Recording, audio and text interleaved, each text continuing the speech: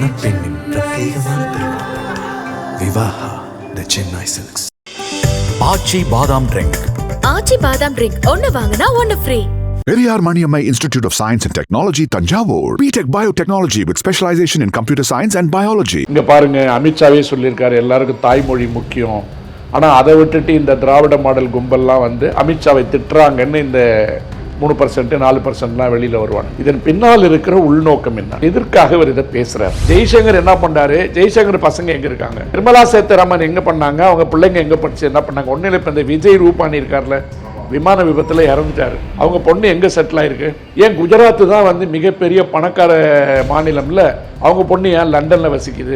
கர்நாடகா நம்மள மாதிரி ஏற்றுக்கிறது இல்லை. அவங்க கொஞ்சம் அறிவில்லாமல் சில நேரங்களில் நடந்துக்கிறாங்களே ஒழிய அவங்க நம்மளோட தான் சேர்ந்து போராடுறான். சாலா கப் நம்தே நம்து. நம்தே நம்துன்னா என்ன அர்த்தம் சார்? நமதே நமது. இந்த ஒரு வார்த்தை உனக்கு தெரிய வேணாம் அது எந்த மொழியிலிருந்து பிரிஞ்சுதுன்னு. சுப்ரீம் கோர்ட் வரைக்கும் போய் செருப்படி வாங்கிட்டு வரீங்க. உன்னுடைய மாநிலத்தை உன்னுடைய மொழியை கேவலப்படுத்தியதோடு மட்டும் இல்லாமல் கோயில் சாவி வந்து நம்ம வீட்டுக்கு சொன்ன நம்ம என்ன உண்டி திருடர்களா? இது வரைக்கும் எந்தெந்த கோயிலில் கொள்ளையடிச்சதெல்லாம் எவன் சொல்லி லிஸ்ட் போட்டு கொடுத்துருக்கோம். உச்ச நீதிமன்றத்தில் வந்து உருவாக்கப்படுகின்ற சட்டங்களாக இருந்தாலும் சரி, தீர்ப்புகளாக இருந்தாலும் சரி, ஆங்கிலத்தில் தான் வழங்கப்பட்டு கொண்டிருக்கிறது. அதை மாத்துங்க. யூனிகோடை வந்து நாங்கள் வந்து தூக்கிடுறோம். கணினிக்கு உண்டான மொழியை சமஸ்கிருதத்திலிருந்து கண்டுபிடிச்சிருக்கோம், இந்தியிலிருந்து கண்டுபிடிச்ச முட்டாள் சொல்லுங்க. நாங்க ஏத்துக்கிற அறிவியல் பூர்வமா என்ன கேட்கறல்ல, கீழடி குர்றான்னு நாங்க கேட்கிற அறிவியல் பூர்வமா கொண்டு வா. இது எதிர்ப்பு அதிகமாகுதுன்னு தெரிஞ்ச உடனே ஏஎன்ஐல அந்த ரிப்போர்ட்டை டெலீட் பண்ணிட்டான்.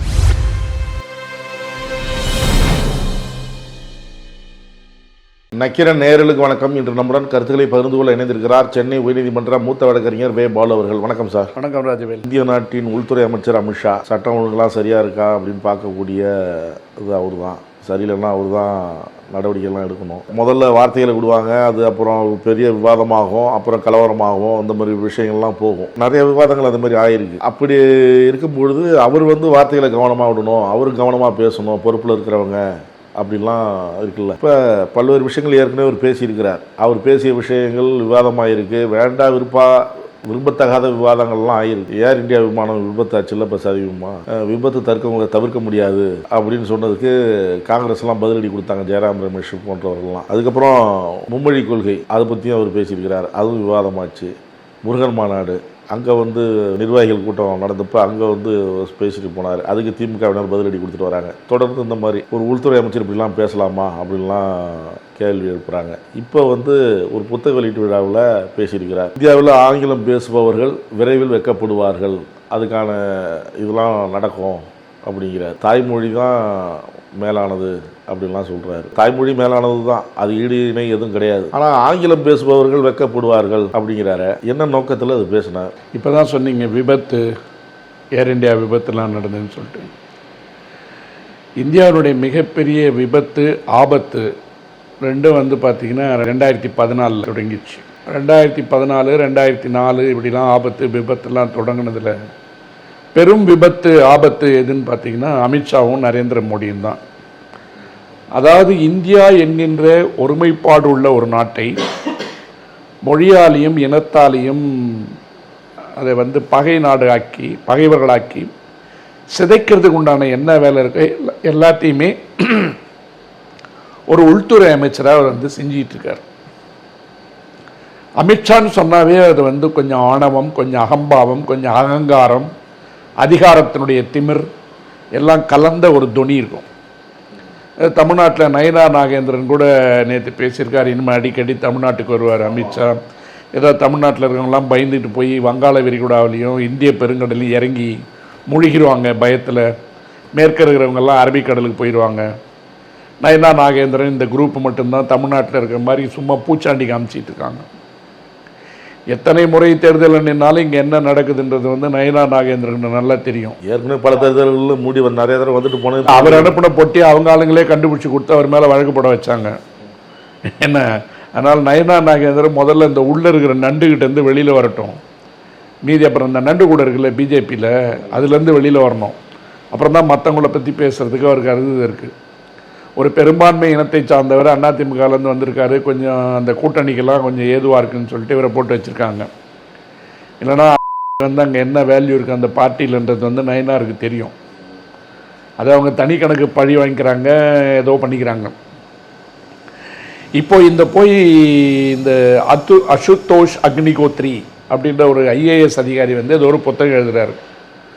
அதை வெளியிட போன இடத்துல வந்து அக்னிகோத்திரின் பேர் இருக்கிறதால அவர் ஏதோ இந்திரன் சந்திரன் நல்லவர் வல்லவர் வழக்கப்படி சமஸ்கிருதம் தான் பூமியிலேருந்து தோண்டினா முதல்ல கிளம்புன வேறு கிழங்குன்னு எதை வேணா சொல்லிட்டு போட்டோம். அதுக்கு அவங்களுக்கு உரிமை இருக்குது. இப்போது அமித்ஷா சொல்லியிருக்கிறத வச்சு பார்த்திங்கன்னா நம்ம வந்து ஆங்கிலத்துக்கு வக்காலத்து வாங்குறாங்க, ஆகவே இவங்க வெள்ளைக்காரங்களுடைய ஏஜென்ட்டு. இங்கே பாருங்கள், அமித்ஷாவே சொல்லியிருக்காரு எல்லாருக்கும் தாய்மொழி முக்கியம், ஆனால் அதை விட்டுட்டு இந்த திராவிட மாடல் கும்பல்லாம் வந்து அமித்ஷாவை திட்டுறாங்கன்னு இந்த 3% 4%லாம் வெளியில் வருவானுங்க. இதன் பின்னால் இருக்கிற உள்நோக்கம் என்ன, எதற்காக இவர் இதை பேசுகிறார்? இப்போது இவங்க எல்லாமே இங்கே பேசுவாங்க. ஜெய்சங்கருக்கு என்ன தகுதி இருக்குன்னு சொல்லிட்டு வெளியுறவுத்துறை அமைச்சராக வச்சுருக்காங்க, எந்த தேர்தலையுமே போட்டியிடாமல். ஏன்னா அவர் ஐநா சபையில் வேலை பார்த்தாரு, அவங்க அப்பா ஐநா சபையில் வேலை பார்த்தாரு, அவங்க பாரம்பரியமே வெள்ளைக்கார ரத்தத்திலேருந்து அப்படியே வந்த மாதிரி ஆங்கிலத்திலேயே வளர்ந்தவங்க. அதனால் அவருக்கு அந்த திறமையும் தீட்சமும் அதிகமாக இருக்கிற காரணத்தால் அவர் தேர்தலில் நிற்க தேவையில்லை, எதுவுமே தேவையில்லை. முப்புரி நூல் போட்டுக்கிட்டு போனால் போதும், இன்னொரு 3 தலைமுறைக்கு ஆளலாம். அதே மாதிரி நிர்மலா சீதாராமன், அவங்களுடைய பின்னணி என்னன்னு தெரியல. 3வது வந்து எந்த விதத்துக்கும் பிரயோஜனம் இல்லாமல் இன்றைக்கும் கவர்மெண்ட் காசில் வந்து பாதுகாப்பு வாங்கிட்டு ஊரெல்லாம் சுற்றிக்கிட்டு பிஜேபிக்கே ஆப்பு வச்சுக்கிட்டு இருக்கிற சுப்பிரமணிய சாமி, இவங்க எல்லாத்துடைய மூலதனம் எது? ஆங்கிலம் இல்லாவிட்டால் இவர்களை அறியப்படுபவர்கள் யார்? ஒன்றுமே தேவையில்லைங்க. காங்கிரஸில் சசி தரூர் இருக்கார், அவர் பேசுகிற இங்கிலீஷ் அவருக்கே புரியாது. ஆனால் அந்த ஒரு காரணத்துக்காகவே அவர் உலகமாக அறிவாளின்னு சொல்லிட்டு இந்த இந்தியா பாகிஸ்தான் இப்போ வந்து பகல்காம் பிரச்சனை வந்த பிற்பாடு ஒரு தூதுக்குழு போட்டாங்கல்ல, அந்த தூதுக்குழுவில் வந்து சசி தரூரை போட்டு அனுப்புகிறாங்க. அதுக்கு காங்கிரஸ்காரர் தேவைப்படுறாரு. ஏன்னா இவருக்கு கொஞ்சம் ஜால்ரா அடிக்கிற ஆள் அவர். சசி தரூர் பற்றி நிறைய பேர்த்துக்கு தெரியாது. அவர் ஏதோ உலகமாக இங்கிலீஷ் பேசுகிறாருன்னு சொல்லிட்டு அவர் புரியாமல் பேசிட்டு, நான் என்ன சொல்கிறேன், இங்கிலீஷ் பேசுகிறது தான் ஒரு தகுதியாக இருந்ததுன்னா சசி தரூர் இந்தியாவோட பிரதமர் ஆகிருப்பார்ல. நீங்கள் ஏன் அனுப்புகிறீங்க? உங்கள் நாட்டை பற்றி நல்ல இங்கிலீஷில் பேசுவான்றது அவர் தலைமையில் போட்டு அனுப்புறீங்க. யாரெல்லாம் போட்டு அனுப்புறீங்க? கனிமொழியை போடுறீங்க, சுப்ரியா சுலையை போடுறீங்க, இவங்க மம்தா பானர்ஜியோடைய கசின் போடுறீங்க இல்லையா? எல்லாரும் வந்து அந்தந்த குடும்பத்திலேருந்து ஆளாக போட்டு அனுப்புறீங்க. அதுக்கு மட்டும் உங்களுக்கு ஆளுங்க தேவை. அவங்க இங்கிலீஷில் பேசணும், உங்களுக்கு வந்து வெளிநாடுகளில் போய் உங்கள் பெருமையை பரப்பணும். அன்றைக்கி கட்சி மதம் ஜாதி இதெல்லாம் தேவையில்லை, தென்னாடு வடநாடு இதெல்லாம் தேவையில்லை. உங்களுக்கு ஏதுவாக ஒரு குழு உங்களுக்கு தேவைப்படுது.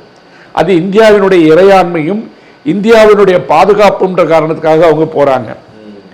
ஏற்கனவே இந்த அமித்ஷா கும்பல் என்ன பண்ணிக்கிட்டு இருக்குன்னு கேட்டிங்கன்னா, தேசிய கல்விக் கொள்கைன்னு ஒன்றை வச்சுக்கிட்டு இல்லாத சமஸ்கிருதத்தை வளர்க்குறதுக்காக கோடிக்கணக்கில் பணத்தை கொட்டிட்டு கீழடியிலேருந்து கேட்டால் ஆய்வறிக்கை வந்து அறிவியல் பூர்வமாக இல்லைன்னு முட்டாள்தனமாக பேசிக்கிட்டு, எங்க ஒரு பிரதமரே சொல்கிறார் உலகத்தினுடைய மூத்த மொழி தமிழ் தான் போகிற இடம்லாம் சொல்கிறாரு. அப்புறம் அறிவியல் பூர்வமாக விளக்கெண்ணெய் கொண்டு வரல, வெங்காயத்தை கொண்டு வரலன்னு ஒரு அறிக்கை வந்து கொடுக்கல அப்படின்னு சொல்லி பேசிட்டு அந்த அமர்நாத் ராமகிருஷ்ணன் வந்து மாற்றிக்கிட்டே இருக்கானுங்க அந்த அறிக்கை கொடுத்த காரணத்தால். தனியாக பேசுவோம். இப்படிப்பட்ட ஒரு சூழலில் வந்து இவங்க வந்து ஒரு மொழிக்கு எதிரானவர்களான்னு நீங்கள் பார்த்தீங்கன்னா, இவர்கள் இந்தி என்ற ஒரு மொழியை தவிர இந்தி என்ற ஒரு மொழியை பொருத்தி கொண்டு சமஸ்கிருதம் என்கின்ற வாளை கொண்டு வந்து நுழைப்பதற்கு இந்தியை முகமாக பயன்படுத்துகிறாங்கன்னு ஒரு 300 வாட்டி நான் சொல்லியிருப்பேன். அப்படி இந்தியை கொண்டு வரதுக்கு சமஸ்கிருதத்தை கொண்டு வரதுக்கு இந்திய முகமூடியாக பயன்படுத்துகிற இடத்துல இப்போ அமித்ஷா வந்து அந்த இடத்துக்கு எதுக்கு போகிறான்னு கேட்டிங்கன்னா, நான் என்ன சொல்கிறேன், எதை கேட்டாலும் கோமியத்தை காமிக்கிறீங்க, சூத்திரத்தை காமிக்கிறீங்க, சாத்திரத்தை காமிக்கிறீங்க, மனு தர்மத்தை காமிக்கிறீங்க, சனாதனத்தை காமிக்கிறீங்க, அகண்ட பாரதம்ன்றீங்க. உலகத்திலே இந்தியா தான் பறந்து விரிந்த நாடு, அறிவின் செழுமைகள் அதிகம் நிறைந்த நாடுன்னு சொல்லிங்க. ஏன்டா உள்ளுக்குள்ளே உட்கார்ந்துருந்தீங்க? இன்னைக்கு 140 கோடி பேர் இருக்கோம். 1600-700களில் நம்முடைய மக்கள் தொகை என்னவா இருந்திருக்கும்? 625 650 குட்டி நாடுகளாக தான் இருந்தது ஒழிய அது ஒரு நாடு என்று அறியப்படவில்லை. அப்படிப்பட்ட சூழல்ல அன்னைக்கு இந்த ஒட்டுமொத்த இந்தியாவினுடைய மக்கள் தொகை எவ்வளவு வந்திருக்கு ராஜவேல்? 10-20 கோடி இருந்திருக்காது. இங்கிலாண்டை வந்து பிரிச்சிங்கன்னா வேல்ஸ் தனியாக இருக்கு, அயர்லாந்து இருக்கு, ஸ்காட்லாந்து இருக்கு, இங்கிலாந்து இருக்கு, எல்லாம் சேர்ந்தாதான் அதுவே கிரேட் பிரிட்டன். வேல்ஸ் தனி, இங்கிலாந்து தனி, அது யூகேன்னு ஒன்று பேர், கிரேட் பிரிட்டன் ஒரு பேர். இது எல்லாத்தையுமே சேர்த்தாதான் அது யூகே ஆகுது, யுனைடெட் கிங்டம் ஆகுது. அப்போ ஸ்காட்லாந்து வந்து தன்னுடைய விடுதலைக்கு பல காலங்களாக பாடுபட்டு போரிட்டு இருக்கு. அயர்லாண்டில் இன்றைக்கும் ஒரு பிரிவு தனியாக இருக்குது, ஒரு பகுதி தான் வந்து இங்கிலாந்துக்கு ஆதரவாக இருக்குது. வேல்ஸ் வந்திருக்கு. இந்த குட்டி நாடு, இந்த குட்டி நாடைய மக்கள் தொகை 400, 500, 700 ஆண்டுகளுக்கு முன்னாடி எவ்வளோ இருந்திருக்கும்? அப்ப அவன் எப்படி உலகத்தில் இருக்க எல்லா நாடுகளையும் போய் வந்து கோலோச்சலாம், கொடியேற்றினான்?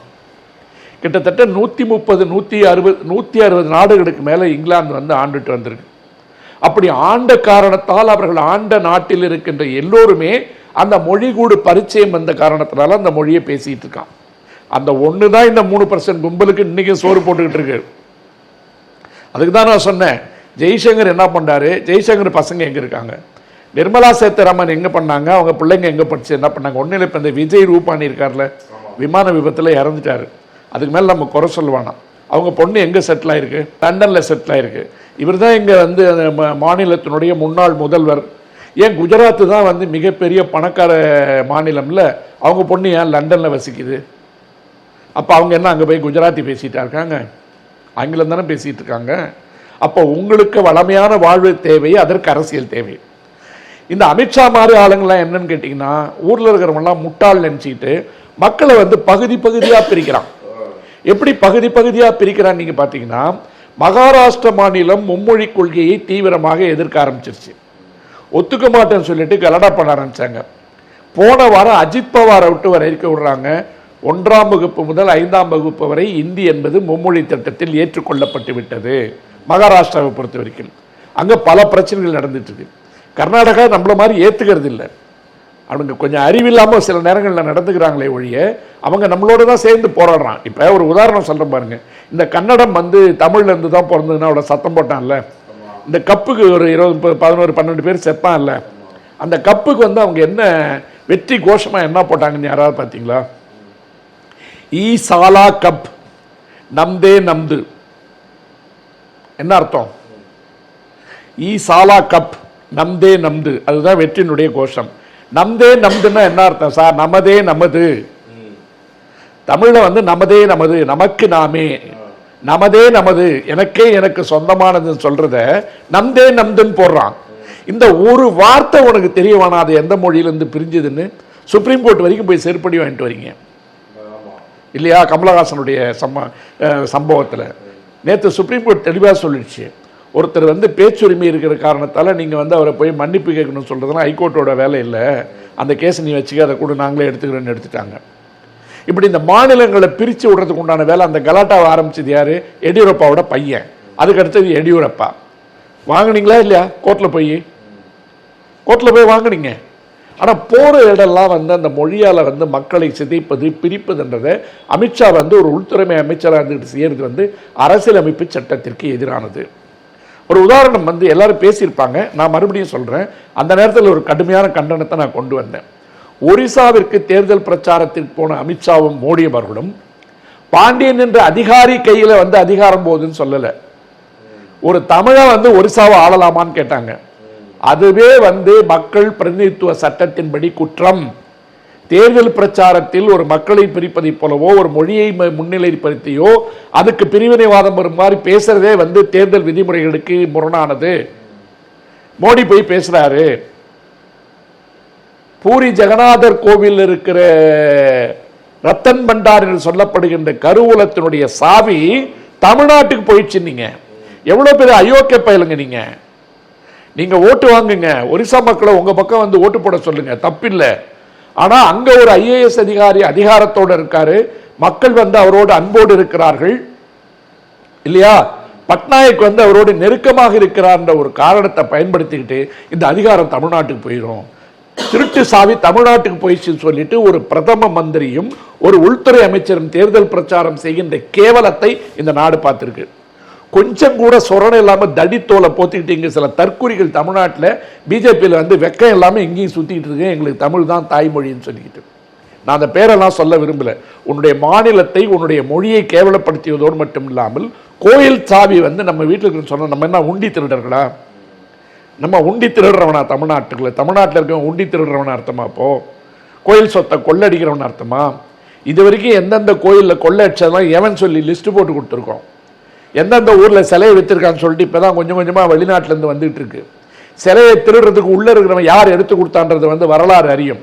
எதுக்கு வந்து இந்த மக்களை உடைக்கிற பிரச்சனை? இப்ப 140 150 நாடுகளில் போய் வெள்ளைக்காரன் வந்து ஆங்கிலத்தை பேசுறது காரணத்தால ஆங்கிலம் வந்து தொடர்பு மொழியா இருக்கு. அந்த தொடர்பு மொழியா இருக்கிற காரணத்தால் தான் உங்க மோடியே ஊர் ஊரா சுத்த முடியுது. அதிலே பிராம்டர் ஆஃப் ஆயிடுச்சு, டெலிபிராம்டர் ஆஃப் ஆயிடுச்சுன்னு வச்சுங்களேன், அந்த முன்னாடி ஓடிக்கிட்டு இருக்கிறதே பே பே பே பே பேன்னு மொழிப்பாரு. ஏன் போய் பேசு, சமஸ்கிருதத்தில் பேசு ட்ரம்ப் கிட்ட. இப்போ சீனா இருக்குல்ல, சீனாவுக்கு வந்து 4 மொழிகள் ரொம்ப முக்கியமான மொழிகள், மண்டாரின் உள்பட. அந்த 4 மொழிகள் வந்து அந்த நாட்டில் பெரிய மொழி. ஆங்கிலம் வந்து அவ்வளோ அங்கே பழக்கத்தில் இல்லை, புழக்கத்தில் இல்லை. ஆனால் ஆங்கிலம் இல்லாமலேயே அவன் அவ்வளோ தூரம் வளர்ந்ததுக்கு காரணம் அங்கே எந்த மொழியும் கொண்டு போய் திணிக்கிறது இல்லை. புரியுதுங்களா? கூகுள் கிடையாது, வாட்ஸ்அப் கிடையாது, ஃபேஸ்புக் கிடையாது. ஆனால் அந்த நாடு அறிவியலுடைய உச்சத்துக்கு போய் எப்படி உலக நாடுகளுக்கு சவால் விடுது? அந்த மொழியை அவன் அறிவியலுக்காக பயன்படுத்துகிறான், வளர்ச்சிக்காக பயன்படுத்துகிறான். ஆனால் ஆங்கிலம் தெரியவில்லை என்ற காரணத்தால் தான் மேற்கத்திய நாடுகளோட அமெரிக்காவில் போட்டி போட முடியல என்ற காரணத்துக்காக தான் சைனாவிலேருந்து பல பிள்ளைகள் வந்து இன்னைக்கு அமெரிக்காவில் படிச்சுட்டு இருக்காங்க, ஐரோப்பிய நாடுகளில் படிச்சுட்டு இருக்காங்க. ஆங்கிலத்தினுடைய அறிவு வந்து இருந்துச்சுன்னா உலகையே நாம் ஆள முடியும் என்கிற முனைப்போடு சீனா போயிட்டு இருக்கு. ஆனால் நீங்கள் இங்கே வந்து உட்கார்ந்துட்டு இவர் என்ன பேசுகிற, நீ போனது புத்தக வெளியீட்டு விழா, அங்கே என்ன பேசுகிறாரு? ஆங்கிலம் பேசுகின்ற அனைவரும் 2047க்குள்ளே இந்தியாவினுடைய கலாச்சார மரபுகள் மாறிவிடும், ஆங்கிலம் பேசுகின்ற எல்லோரும் வெட்கப்படுகின்ற ஒரு நாள் வரும், தாய்மொழியில் பேசுவதுதான் மிக சிறப்பு, நாம் நமது கலாச்சாரத்தை மொழிகளின் மூலமாக நமது பண்பாட்டின் மூலமாக வெளியே கொண்டு வர வேண்டுமே ஒழிய ஆங்கிலத்தின் மூலமாக கொண்டு வரக்கூடாதுன்னு சொல்லியிருக்க. உன் பையனை முதல்ல கிரிக்கெட் கண்ட்ரோல் போர்ட்லேருந்து வெளியில் வர சொல்லு. வெள்ளைக்காரன் கொடுத்த விளையாட்டை வச்சுக்கிட்டு எதுக்குடா இத்தனை கோடி சுருட்டிட்டு உட்கார்ந்துருக்கீங்க? நான் வந்து ஐபிஎல்லை பற்றி பேசும்போது வெளிநாட்டு விளையாட்டுன்னு கூட சொல்லலை. அமித்ஷாவினுடைய பையனுடைய கண்ட்ரோலில் இருக்க ஒரு துறை எத்தனை கோடிகளை வந்து குவித்து கொண்டிருக்கிறது, அதனால அரசாங்கத்துக்கு என்ன லாபம்? அப்ப கிரிக்கெட் என்பது வெள்ளைக்காரன் கொண்டு வந்த விளையாட்டு. அந்த வெள்ளைக்காரன் வந்த பிற்பாடு எவன்லாம் அவனுக்கு எடுபடி வேலை பண்ணிட்டு இருந்தானோ, சர்வீஸ் அண்ட் சப்ளை பண்ணிட்டு இருந்தானோ அவங்க கத்துக்கிட்ட விளையாட்டு. அவங்க கத்துக்கிட்ட விளையாட்டை கீழே போகாம வச்சிருந்தீங்க. இப்பதான் பசங்க வந்து உள்ள நுழையிறாங்க, கோடியில கொள்ளடிக்கிறீங்க. இங்க வேணாம்னா சவுத் ஆப்பிரிக்காவுக்கு வந்து ரிசர்வ் வங்கியினுடைய விதிமீறல்களை மீறி வந்து ஐபிஎல்ல கொண்டு போய் அங்க நடத்துறீங்க. வழக்கு பெண்டிங்ல இருந்தாலும் பரவாயில்லன்னு வெக்கம் இல்லாம மறுபடியும் நடத்துறீங்க. அதை முதல்ல ஜெய்ஷா விட்டு ரிசைன் பண்ண சொல்லுங்க. இது வெள்ளைக்காரனுடைய விளையாட்டு. அந்த நடை உடை பாவனைகள் எது வேணான்னு சொல்ற முதல் நடவடிக்கை எடுங்க. ரெண்டாவது, கவர்னர் பதவி என்பது வெள்ளைக்காரன் கொண்டு வந்தது. இங்கே இருப்பவர்களை கண்காணிப்பதற்காக அவனுடைய ஆட்களை கொண்டு வரதுக்காக தான் அவன் கவர்னர் போஸ்டே கொண்டு வந்தான். எங்க ஊர்ல ஒரு 100-150 ஏக்கர்ல மானும் மயிலும் விளையாடுற இடத்துல இந்த சனாதன கொக்கு ஒன்று தேவையில்லாம பறந்துக்கிட்டு எப்ப பார்த்தாலும் சட்டம் ஒழுங்கு பிரச்சனையை உருவாக்கிட்டு சுப்ரீம் கோர்ட்டுக்கு போறதுக்கு வந்து எங்களுக்கு எப்ப பார்த்தாலும் செலவு வச்சுட்டு வேற வழி இல்லாம பேனாவில் இங்கு தீர்ந்து போச்சுன்னு கடைசி நேரத்தில் கையெழுத்து போட்டுட்டு இருக்கு ஒண்ணு. அதை தமிழ்நாடு வந்து அப்பவே துரத்திருக்கணும், ஊரை விட்டு அப்பவே துரத்திருந்தா கொஞ்சம் சரியா இருந்திருக்கும். ஆனா இப்ப சட்டத்தின் மூலமாக அது துரத்தப்படுகிறது, சட்டத்தின் மூலமாக விரட்டப்படுகிறது. போன வாரம் கூட எல்லா மசோதாவும் கையெழுத்து போட்டுருக்கு பாருங்க. நல்ல பிள்ளையா அடக்கம் ஒடுக்கமா ஐயா பேனா எங்க இருக்கு எடுத்துட்டு வாங்க, நீட்டுற இடத்துல கையெழுத்து போறேன்னு. ஆனா எத்தனை கோடி பணத்தை எங்க பப்ளிக் மணியை நீங்க வந்து வேஸ்ட் பண்ண வைக்கிறீங்க, எவ்வளவு வேஸ்ட் பண்ண வைக்கிறீங்க? அப்ப இந்த ஆங்கிலம் வேணாம்னு சொன்னா முதல்ல கவர்னர் போஸ்ட தூக்குங்க.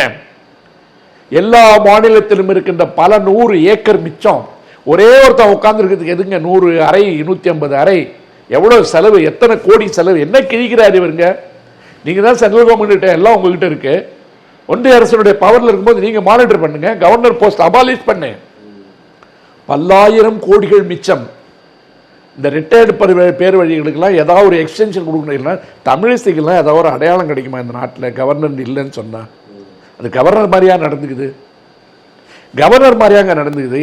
குமரியானந்தன் வந்து எவ்வளவு பெரிய ஆள், அந்த ஆளு வயசுல மூத்தவர், அவருக்கு மரியாதை கொடுக்க வேண்டும் என்பதற்காக தமிழ்நாடு அரசாங்கம் தமிழ் மொழியின் மீது அவர் வைத்திருந்த பற்றின் காரணமாக அவர் கேட்டுக்கொண்டதற்கெனங்க ஒரு வீடு கொடுத்துருக்குன்னு நம்ம பேசணும். அது வேணான்னு சொல்லிட்டியா? உடனே இப்போ அந்த அம்மா என்ன பேசுன்னு பார்த்தீங்கன்னா, ஸ்டாலின் வந்து என்ன சொன்னார், எல்லாரும் வந்து என்ன அப்பா என்ற ஸ்தானத்தில் அப்பா அப்பான்னு கூப்பிட்றாங்கன்னு சொல்கிறார். நேரு வந்து எப்படி மாமா என்றோ, காந்தி எப்படி தாத்தா என்று அழைக்கப்படுகிறாரோ, ஏன் ஆதித்தனார் வந்து தமிழர் தந்தைன்னு போடுறோம்ல, அந்த மாதிரி வந்து அவர் ஒரு குறியீடா சொல்றாரு, என்னை அப்பா என்று அழைக்கிறார்கள். ஆதித்தனார தமிழ் தந்தைன்னு சொல்லும் போது பெருமையா நீங்க சொல்றீங்கல்ல, கூப்பிடுறவன் கூப்பிட்டு போறான், அதுல என்ன ஒரு கொச்சையான விமர்சனம்? அப்பா ஸ்டாலின் கேளுங்க, அப்பா ஸ்டாலின்ட்டு கேளுங்க இந்த அம்மா ஒரு பேட்டி கொடுக்குது. நான் கூட நினச்சேன் பரவாயில்ல, குமரி அமிர்தனுடைய மறைவுக்கு பின்னால் ஸ்டாலின் அவர்களை அப்பா ஸ்தானத்தில் வைத்து சகோதரி தமிழிசை பார்க்க தொடங்கி விட்டார். ஆகவே அப்பா ஸ்டாலின் தமிழிசை சொல்லுது. நல்ல புத்தி வந்திருக்கு இந்த அம்மாவுக்கு. ஏன்னா பையன் வந்து ஏர்போர்ட்டில் கத்தினாவே அவனுக்கு மனநிலை சரியில்லை, பொண்டாட்டி கூட தகராறுன்னு சொன்னீங்க இல்லையா? சொல்லிட்டு ஸ்டாலினை வந்து அப்பா ஸ்டாலின்கிட்ட போய் கேளுங்கன்னு உடனே நான் அப்படியே அதிர்ச்சியில் உறைஞ்சிட்டேன். பரவாயில்ல, குமரி அனந்தனுக்கு பின்னாடி ஸ்டாலினை வந்து ஒரு அப்பாவுடைய ஸ்தானத்தில் வச்சு தமிழிசை பார்க்க ஆரம்பிச்சிருச்சுன்னு சொல்லிட்டு இதெல்லாம் நக்கல் நையாண்டிலாம் நிறுத்திக்கணும். நமக்கு வந்து கவர்னர் போஸ்ட்ன்றதே ஒரு வெட்டி வேலை. அதை வந்து பயன்படுத்திட்டு எப்படி இந்த அம்மா தப்பாக பேசிட்டு வந்து தன்னுடைய ஒரு தவறான அரசியல் செய்யுதோ அதை வந்து அமித்ஷா பண்ணிட்டு இருக்கார். இந்த அமித்ஷா தமிழிசை எவ்வளோ கேவலப்படுத்தினார்ன்றது தமிழ்நாடு மறந்துடக்கூடாது. ஆந்திராவில் ஒரு ஃபங்க்ஷனில் ஆமாம், பதவியேற்பு விழாவுக்கு வந்தவர் அந்த நேரத்தில் தமிழிசையை பொது மேடையில் வைத்து எப்படி நடந்து கொண்டார், கால் மீது கால் போட்டுக்கொண்டு இந்த அம்மாவை பொதுவெளியில் எப்படி அவமானப்படுத்தினார். நம்ம தானே பேட்டி போட்டோம். 1000 கருத்து வேறுபாடுகள் இருந்தால் எங்கூர் பொண்ணு கவர்னர், நீ பொதுவெளியில் பேசுவதற்கு உனக்கு அதிகாரம் இல்லை என்று சொன்னது தமிழ்நாடு. இந்த தமிழ்நாட்டுடைய மாண்புகளும் மரபுகளும் பண்பாடுகளும் எவ்வளவு தூரம் சொன்னாலும் இந்த மக்குங்களுக்கு புரியாது. தமிழிசைக்கு நம்ம பேசல, ஒட்டுமொத்த தமிழ்நாடும் கொதிச்செழுந்தது. இன்னைக்கு அந்த அம்மா சொல்லுது அப்பா ஸ்டாலின் போய் கேளுங்கன்னு. இதை போன்ற அடியாட்களை வைத்துக் கொண்டு இவங்க நடத்துற அரசியல்ல நான் என்ன சொல்றேன், ஒரிசால வந்து பேசும்போது தமிழ்நாட்டில் இருக்கின்ற பிஜேபியில இருந்து ஒரே ஒரு கண்டனமாக சொல்லிருக்கணுமா இல்லையா? அமித்ஷா பேசுறது தவறான கருத்து. கோவில் சாவியை தமிழ்நாடு கொண்டு போய் வைத்திருக்கிறது என்று சொன்னால் ஒட்டுமொத்த 8 கோடி தமிழர்களையும் திருடர்கள் என்று அடையாளப்படுத்துகிற வேலையை அமித்ஷா பண்ணாரா இல்லையா? மோடி பண்ணாரா இல்லையா? மக்களை இனத்தால பிரிச்சிங்களா இல்லையா? மொழியால பிரிச்சிங்களா இல்லையா? கர்நாடகாவில் போய் தூண்டி விட்டீங்களா இல்லையா? அதே தான் இந்த மொழி பிரச்சனையை மறுபடியும் தூண்டி விடுறதுக்கு காரணம். நான் என்ன சொல்றேன், உனக்கு ஆங்கிலம் வேணான்னு சொன்னா கிரிக்கெட் தூக்கி போடு. இந்தியாவினுடைய அரசியலமைப்பு சட்டத்தில் இந்தியாவிற்கென்று எந்த இடத்திலும் தேசிய மொழி என்று ஒன்று கிடையாது. 22 மொழிகள் அலுவல் மொழிகளாக அறிவிக்கப்பட்டிருக்கின்ற இடத்தில் இந்தியாவினுடைய அரசியலமைப்பு சட்டம் தொடர்பு மொழியாகவும் அலுவல் மொழியாகவும் இந்தியும் ஆங்கிலமும் நீடிக்கும் என்று சொல்லியிருக்கிறதே ஒழிய சமஸ்கிருதத்திற்கு அதில் எந்த இடத்திலும் இடமில்லை. 22 மொழிகளில் அதுவும் ஒன்று. இப்படி இருக்கிற இடத்துல வந்து அரசியலமைப்பு சட்டம் ஏற்றுக்கொண்டிருக்கின்ற ஒரு மொழியை இன்னைக்கு எந்த சட்டம் போட்டாலும் நீங்க ஆங்கிலத்திலேயே அதனுடைய வெர்ஷனை கொடுக்கணும். உச்ச நீதிமன்றத்தில் வந்து உருவாக்கப்படுகின்ற சட்டங்களாக இருந்தாலும் சரி, தீர்ப்புகளாக இருந்தாலும் சரி, ஆங்கிலத்தில் தான் வழங்கப்பட்டு கொண்டிருக்கிறது. அதை மாத்துங்க. எந்தெந்த மாநிலத்தில் வந்து இன்னைக்கு ஹிந்தி வந்து மாநிலத்தினுடைய மொழியா இருக்கு, ஜார்க்கண்ட்ல இருக்கு, யூபியில் இருக்கு, ராஜஸ்தான்ல இருக்கு, மத்திய பிரதேசத்தில், குஜராத்தில் கூட கிடையாது. ஒரு 6-7 மாநிலங்களில் மட்டுமே இருக்கின்ற ஒரு மொழியை நீ உள்ள கொண்டு வரது வந்து உன்னுடைய நோக்கம் இல்லை. RSS அஜெண்டாவாக இருக்கிற சமஸ்கிருதத்தை மேல தூக்கிட்டு வந்து, அதுக்காக தான் நான் எல்லா நிகழ்ச்சியிலும் திருப்பி சொல்லிட்டு இருக்கேன்.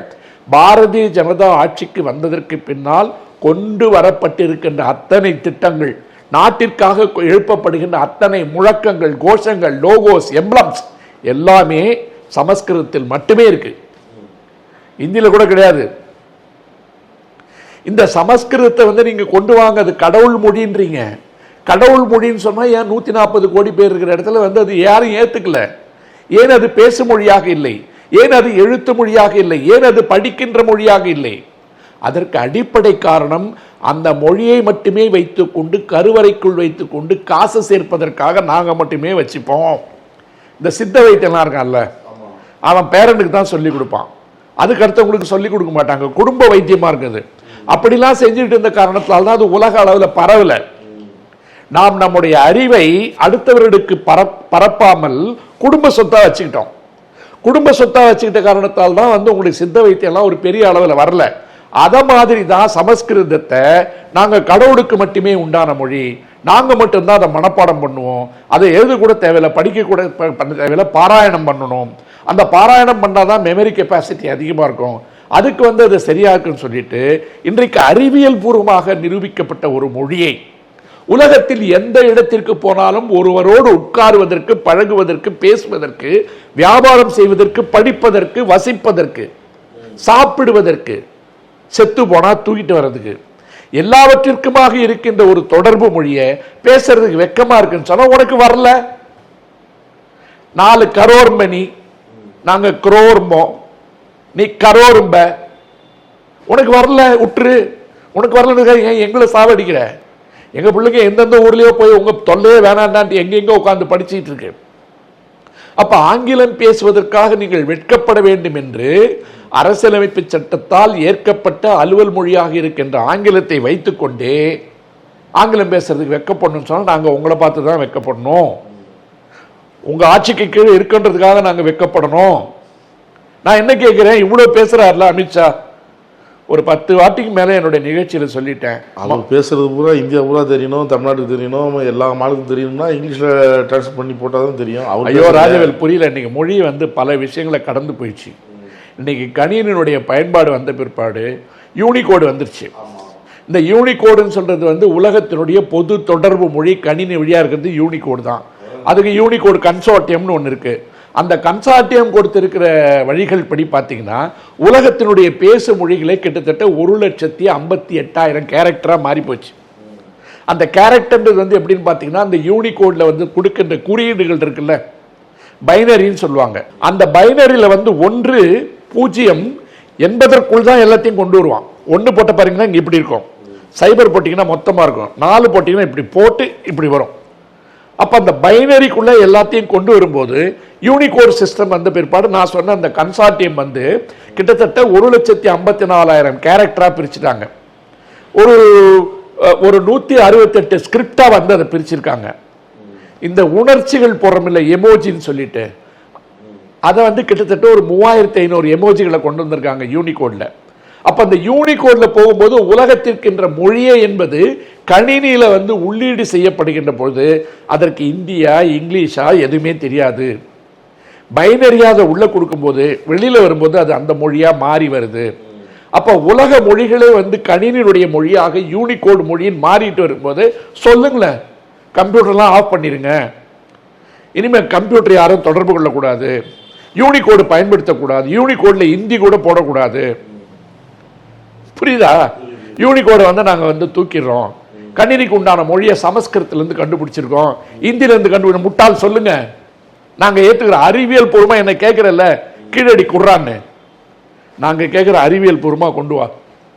சமஸ்கிருத்தையும் இந்தியும் அறிவியல் பூர்வமா யூனிகோட்ல எப்படி கொண்டு வருது? அது ஒரு தொடர்பு. யூனிகோடுன்னு ஒரு மொழி ஆயிடுச்சு. அப்ப நீ ஆங்கிலம் அதற்கு அடிப்படை காரணமாக இருக்கின்ற காரணத்தால் இப்போ ராஜஸ்தான்ல கோட்டா இருக்குல்ல, இந்த ஐஐடியில பாஸ் பண்ண முடியல சூசைட் பண்ணிட்டு தற்கொலை பண்ணிட்டு செத்து போறானே, அவெல்லாம் எதனால செத்து போறான்னு நினைக்கிறீங்க? ஆங்கிலத்தில் தன்னால் படிக்க முடியவில்லை, தொடர்பு கொள்ள முடியவில்லை, அந்த தரத்திற்குண்டானவனாக தன்னை தகவமைத்துக் கொள்ளவில்லைன்னு தான் தூக்கு போட்டுக்கிட்டு சாவறான். அதனால்தான் கோட்டால இருக்கிற எந்த ஹாஸ்டல்லையும் ஃபேன் இருக்கு பாருங்க, ஃபேனுக்கு காயில் ஃபேன் போடணும்னு கவர்மெண்ட் சர்க்குலர் போடுது. அது எப்படின்னா தூக்கு போட்டு மாட்டி தொங்குனீங்கன்னா கீழே ஃபேன் இறங்கிடும், கைத்துல தொங்க முடியாது. அரசாங்கம் உத்தரவு போடுற அளவுக்கு அந்த மாணவர்களுக்கு அவ்வளவு தாழ்வு மனப்பான்மை இருக்கு. அப்ப நீங்க சொல்லுங்க, ஐஐடி எல்லாம் தூக்கிடுறோம், என்ஜினியரிங் தூக்கிடுறோம். இல்ல நீங்க சொல்லுங்க, இந்த மாநிலத்துல தமிழ் மொழியில என்ஜினியரிங்கும் தமிழ் மொழியில மருத்துவத்தை கொண்டு வந்து கூட 5,000 கோடி தமிழ் மொழிக்கு ரிலீஸ் பண்ண சார்ந்தவங்க படிக்கிறது ஆங்கிலத்தில் அவங்க தான் அதிகம். அமித்ஷா மட்டுமல்ல, அவர் சார்ந்தவர்கள். நான் சொன்ன 4-5 உதாரணம் தவிர நீங்க மீதி எல்லாம் லிஸ்ட் எடுங்க. இவங்க வீட்டு பிள்ளைங்க பூரா ஃபாரின் யூனிவர்சிட்டியில் இருப்பான், பசங்க பூரா அங்கே தான் வேலை பார்த்துட்டு இருப்பாங்க. இவங்க ஃப்ளைட் ஏறி இறங்கும் போது எங்கேயாவது இந்த மாதிரி விபத்து நடந்தால் தான் அந்த மாதிரி சின்ன சின்ன செய்திகளே வெளியில் வருது. இப்போ அமித்ஷாவுக்கே என்ன சொல்லியிருக்கேன், இவர் எப்போ இந்தியர் ஆனார்னு நான் கேட்டிருக்கேன். ஒரு 15 வாட்டி கேட்டிருக்கேன் நான் நிகழ்ச்சியில். இன்னொரு வாட்டி கேட்போம். 1948 ஜூன் 10ஆம் தேதி தான் மான்சா என்கின்ற குறுநில பரப்பு இந்தியாவோடு இணைகிறது. எப்போ? அந்த மான்சா என்பது வெறும் 3 லட்சம் மக்கள்களை கொண்டிருந்த 656 குறுநில மன்னர்கள் கொண்டிருந்த இடத்துல நான் சல்யூட் ஸ்டேட் என்று சொல்லப்படுகின்ற 3வது அட்டவணையில் இருந்த ஒரு குட்டி மாநிலம். ராஜபுதனர்கள் ஆண்டு கொண்டிருந்த ஒரு குட்டி நாடு. 656 குறுநில மன்னர்கள் சொல்றோம் இல்லையா, அந்த மான்சா என்கின்ற ஒன்றை இணைத்து வச்சிருந்தது மணிகந்தா ஏஜென்சிஸ் ஒண்ணு. அந்த மணிகண்டா ஏஜென்சிஸ் வந்து குஜராத்தில் இருக்கிற சில குட்டி நாடுகளை எல்லாம் வந்து பிரிட்டிஷ்காரர்களுக்கு ஏதுவாக மாற்றி வைத்திருந்த ஒரு இடம் தான் மான்சா. அந்த மான்சாவில் தான் அமித்ஷாவுடைய தாத்தா அந்த தலைநகரத்தினுடைய சீஃபா இருந்தவர். நகர் சேத்தின் பேரு, நம்ம முக்கிய தலம் சொல்றோம் இல்லையா, நகர் சேத்தாக இருந்து வெள்ளைக்காரர்களுக்கு கப்பம் கட்டி கொண்டிருந்தவர் தான் அமித்ஷாவினுடைய தாத்தா. இவர் போட்டுக் கொள்ளுகின்ற அந்த ஷா என்ற பட்டம் என்பது ஈரானுடைய மரபுகளிலிருந்து வந்த பெறப்பட்ட ஒரு பட்டம். குஜராத்தி மொழியில் சா என்று ஒரு பிரிவு இருக்கிறது, அவர்கள் தறி நெய்பவர்கள், இவர் பனியா. ஆகவே இவர் போட்டுக் கொள்ளுகின்ற ஷா என்பதே நான் மன்னர்களுக்கெல்லாம் மன்னன் என்ற அடிப்படையில் நகர் சேத்தாக இருந்த என்னுடைய தாத்தாவினுடைய அடிப்படையில் அந்த தாத்தாவினுடைய பாரம்பரியத்தை பின்பற்றி அந்த மான்சா என்பதே காந்தி நகர் குஜராத்தோடு இந்தியாவினுடைய சுதந்திரத்திற்கு பின்னால் இந்தியாவாக மாறிய ஒரு மாநிலம், ஒரு குறுநில நிலப்பரப்பு. அமித்ஷாவோட அப்பா வந்து ஒரு பிவிசி பைப்பு வியாபாரம் பண்றவரா மும்பைக்கு வந்து குடிபெயர்றாரு. மொழிமாறி மாநிலங்கள் பிரிக்கப்பட்ட போது குஜராத் பிரிந்த காரணத்தால் அந்த காந்தி நகரும் பழைய மான்சாவும் குஜராத் மாநிலத்தோடு சேர்ந்து விடுகிறது.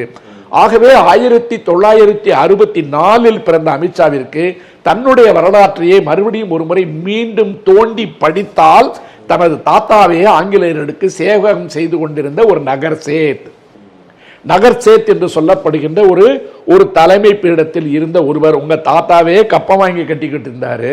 அப்ப வெக்கத்துல வந்து யார் துக்கப்படணும், துயரப்படணும்? உங்க குடும்ப வரலாறை போய் எடுத்து படிங்க ஐயா. வெள்ளைக்காரனுக்கு எப்படி கப்பம் கட்டணும்னு சொல்லுங்க. அந்த 3வது அட்டவணையில் இருக்கின்ற நான் சல்யூட் ஸ்டேட் அப்படின்னு சொன்னா வெள்ளைக்காரன் வந்து சில ஸ்டேட்டஸ் கொடுத்திருப்பான். இப்ப ஹைதராபாத் சமஸ்தானம் இருக்குன்னு சொன்னா அது வந்து 15 கன் சல்யூட்னு பேரு. அவங்க போகும்போது வரும்போது இறந்து போனா இந்த பீரங்கி சுடுது இல்ல, அது வந்து 15 கன் சல்யூட்னு பேரு பெரிய இடங்களுக்கு. அதுக்கு அடுத்தது 7, அதுக்கு அடுத்தது 5, அதுக்கு அடுத்தது 3, சிலதுக்கெல்லாம் கிடையாது, கன் சல்யூட்டே கிடையாது, எடுபடி மாதிரி. அந்த மான்சானது கன் சல்யூட் ஸ்டேட்டஸ் இல்லாத ஒரு 3வது அட்டவணையில் இருந்த ஒரு குறுநில பரப்பு. நீங்களே வெள்ளைக்காரனுக்கு கப்பம் கட்டிட்டு இருந்துட்டு யார் யாரை பார்த்து வெக்கப்பட சொல்றது? எத்தனை முறை நான் இந்த நிகழ்ச்சியில பதிவு பண்ணிருக்கேன். இப்பதான் அது எனக்கு ப்ராம்ப்டா தெரியுது. உங்க தாத்தா வந்து கப்பம் கட்டிட்டு இருந்த இடத்துல நீங்க வந்துட்டு கெமிக்கல் இன்ஜினியரிங்லாம் படிச்சுட்டு, கெமிக்கல் இன்ஜினியரிங் என்ன குஜராத்தி மொழியில படிச்சீங்க? எல்லாமே ஆங்கிலம் தான். இப்போ பிரதமர் G7க்கு போனாரு. உலகத்தில் எந்த இடத்திற்கு சென்றாலும் ஆங்கிலம் என்பது தொடர்பு மொழியாக இருப்பதை தவிர்க்க முடியாது. கணினி மொழிகளை தவிர்க்க முடியாது. கணினிக்கு அடிப்படையாக இருக்கின்ற ஆங்கிலத்தை விட்டு நீங்க வெளியில வர முடியாது. நான் நம்ம நிகழ்ச்சியில் எத்தனை முறை சொல்லியிருக்கேன். அதனால்தான் தமிழ்நாட்டில் இருக்கின்ற மாணவர்கள் தமிழிலும் ஆங்கிலத்திலும் அவன் வந்து எவ்வளவுக்கு எவ்வளவோ ஆழமாகவும் அர்த்தமுள்ளதாகவும் சிந்திக்கிறானோ அவன் உலகத்தில் எந்த இடத்துக்கு போனாலும் அவனால் வாழ முடியுது.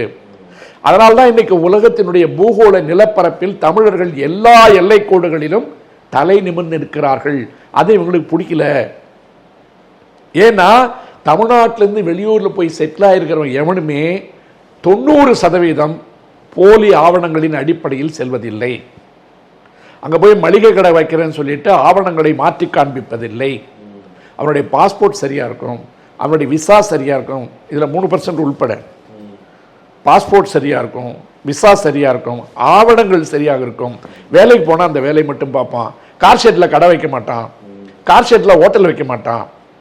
பக்கத்துல மளிகை கடை வச்சுட்டு ஊர்ல இருந்து 4 பேரை கொண்டாந்து வச்சுட்டு விசா இல்லாம பாஸ்போர்ட் இல்லாம இருக்கிறவனுக்கு எல்லாம் சிக்கல் உருவாக்க மாட்டான். இதை போன்ற சிக்கல்களை பல நாடுகளில் உருவாக்குறதால தான் இன்னைக்கு H1Bல இருந்து ப்ராப்ளமா இருக்கு. அதனால தான் வெளிநாட்டுல இருந்து துரத்திட்டு இருக்கான். போன இடத்துல எந்த வேலையும் இல்லாம சமூக ஊடகங்கள் வழியா நீங்க ஜாதி பெருமை பேசுறதால தான் உங்களை துரத்தி அடிக்கிறான்.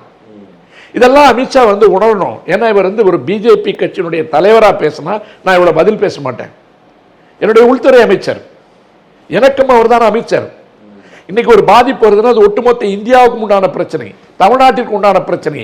இதை உருவாக்கி தொடர்வதற்கு ஒரு உள்நாட்டுத்துறை அமைச்சரே பொறுப்பாக இருக்கிறார் என்று சொன்னால் அது கண்டனத்திற்குரியது. ஏன்னா நான் ஏன் யூனிகோட்லாம் எடுத்து பேசுறேன்? கணினியுடைய மொழி, கணினத்தினுடைய அப்போ சொல்லுங்க, கணினிக்கு நாங்க எல்லாத்தையும் கோடெல்லாம் மாத்திடுறோம். இனி இந்தியாவில் இருக்க எல்லா கணினிகளும் சமஸ்கிருதத்தில் மட்டும்தான் இயங்கும், இந்தியில மட்டும்தான் இயங்கும்னு சொல்லிப்பாரு. நாங்க தமிழ்ல ஏக்கி காமிப்போம். ஏன்னு கேட்டீங்கன்னா யூனிகோட்லாம் வர்றதுக்கு முன்னாடி மின்னஞ்சல் தொடங்கி 30 வருஷத்துக்கு மேல ஆகுது. இங்க டிரான்ஸ்லிட்ரேஷன்ல ஆரம்பிச்சு தமிழ்ல முரசு அஞ்சல்லாம் வந்து எத்தனை வருஷம் ஆகுது? நீங்க இங்கிலீஷ்ல அடிச்சீங்கன்னா தமிழ்ல வரும். எல்லா மொழிக்கும் இருக்கு, நான் இல்லைன்னு சொல்ல. அந்த டிரான்ஸ்லிட்ரேஷனை வந்து கிட்டத்தட்ட 20-25 வருஷத்துக்கு முன்னாடி கொண்டு வந்துட்டோம். இப்போ நான் தமிழில் வந்து வேகமாக எழுதுவேன் ராஜவேல், வேகமாக எழுதுவேன், அடித்தல் திருத்தல் இல்லாமல் எழுதுவேன். எழுதுகின்ற பழக்கம் கொஞ்சம் கொஞ்சமாக குறைகின்ற பொழுது எனக்கு தமிழ் தட்டச்சு தெரியாது. தமிழ் தட்டச்சு தெரியாதால நான் மொபைல் ஃபோன்லையும் சரி கம்ப்யூட்டர்லையும் சரி ஆங்கிலத்தில் இன்னைக்கு தமிழ் அடிக்கிறேன். நான் ஆங்கிலத்தில் அடிச்சுன்னா தமிழ் எழுத்தா மாறும். ஆனால் எனக்கு தமிழ் சரியாக தெரிஞ்சாதான் அந்த ஆங்கிலத்தில் அடித்து கொண்டு வர முடியும். எந்த இடத்துல ரா அடிக்கணும், எந்த இடத்துல 3 சுழி நான் போடணும், எந்த இடத்துல பெரிய ரா போடணுன்றதெல்லாம் தமிழ் சரியாக தெரிஞ்சாதான் ஆங்கிலத்தில் அடித்து கொண்டு வர முடியும். நாங்கள் ரொம்ப சௌரியமாக வாழ்ந்துட்டு இருக்கோம், உனக்கு என்ன பிரச்சனை? ஆகவே அமித்ஷாவினுடைய இந்த கருத்து என்பது இந்தியாவை பிளவுபடுத்துவது என்பது மட்டுமல்ல, மீண்டும் ஒரு முறை மக்களை இன ரீதியாக மொழி ரீதியாக பிரிப்பதற்கு, தன்னை ஒரு பெருமையானவராக காட்டிக்கொள்வதற்கு தன்னுடைய சரித்திரத்தையே மறைத்துவிட்டு பேசுகிறார் என்பதுதான் கசப்பான உண்மை. ஆங்கிலம் பேசுபவர்கள் விரைவில் வெக்கப்படுவாங்க இந்தியாவில் அப்படின்னு அமித்ஷா சொன்னது குறித்து நீண்ட விளக்கம் கொடுத்தீங்க. இதுக்கு வந்து எனக்கு தெரிஞ்சு பாரதிய ஜனதா கட்சியினரே எதிர்ப்பாங்கன்னு நினைக்கிறேன். இதை வெளியில் காட்டிக்கலனாலும் இதை வந்து எதிர்ப்பாங்க. நீங்கள் சொல்கிற அந்த வார்த்தையை சொல்லுவீங்க, டிஷர்ட்டு கும்பல்னு. அவங்க டிபேட்டில் வந்து அதிகமாக பயன்படுத்துகிற வார்த்தைகள் வந்து ஆங்கிலம் தான். நீங்கள் கேட்டிங்கன்னாவே வந்து mister did you read it properly, நான் தமிழே பேச மாட்டான். இப்போ ஒன்றுமே நம்ம பழைய ஐபிஎஸ் இருக்க தமிழ்நாடு பாரதிய ஜனதா கட்சி தலைவர் 40 நாள் ஒரு கோர்ஸ் போச்சு ஹார்வர்ட் யூனிவர்சிட்டிக்கு. என்ன பீத்தல் விட்டானுங்க இங்கே. உலகத்தினுடைய மிகப்பெரிய சந்தர்ப்பம் வந்து அவர் கிடைச்ச வந்து உலக அறிவியலெல்லாம் நான் படிக்க போயிருக்காருன்னு. அன்றைக்கி அமித்ஷா கூப்பிட்டு வா வா நம்ம கூட உட்கார், நான் 2 புரோகிதர் அனுப்புகிறேன், சமஸ்கிருதம் படி நல்லா இருக்குன்னு ஏன் சொல்ல. இதுவே ஓடியாந்துருக்கோம். யார் ஐபிஎஸ்ஸே உடையாந்துருக்கேன், ஐயா ஆள விடுன்னு. அவர் வார்த்தையை திரும்ப பெறுவார்னு நம்ம நினைக்கிறோம், பார்ப்போம் என்ன செய்வார். இதில் பெரிய வேடிக்கை என்னன்னா, அவர் பேசினார் இல்லைங்களா, அது வந்த ரிப்போர்ட் வந்து ஏஎன்ஐயில் வந்தது, அதை டெலிட் பண்ணிட்டாங்க அந்த வீடியோலாம். இது எதிர்ப்பு அதிகமாகுதுன்னு தெரிஞ்ச உடனே ஏஎன்ஐயில் அந்த ரிப்போர்ட்டை டெலிட் பண்ணிட்டான். அதான் நான் சொல்கிறேன், அவங்க கட்சிக்காரங்களுக்கே இது உடன்பாடு இருக்காது. இந்து பத்திரிகையில் ஒரு விவரமான ஆர்டிக்கல் வந்திருக்கு இன்றைக்கி, இது எப்படி வந்துச்சு என்னன்னு சொல்லிட்டு. அந்த வீடியோவை ஏஎன்ஐ தூக்கிடுச்சு. ஏஎன்ஐன்றது இந்தியாவினுடைய செய்தி நிறுவனம், அவங்களே தூக்குறாங்க. அப்போ இன்ஸ்ட்ரக்ஷன் கொடுத்துருப்பாங்க, தூக்கிடு, இது வந்து எகென்ஸ்டாக போகுதுன்னு. மேலே இருக்கவும் பார்த்துப்பான். ரொம்ப நன்றி சார். வணக்கம், வாழ்க தமிழ்நாடு. நக்கீரன் டிவிக்கு சப்ஸ்கிரைப் செய்யுங்கள். உங்கள் ஆதரவே எங்கள் பலம்.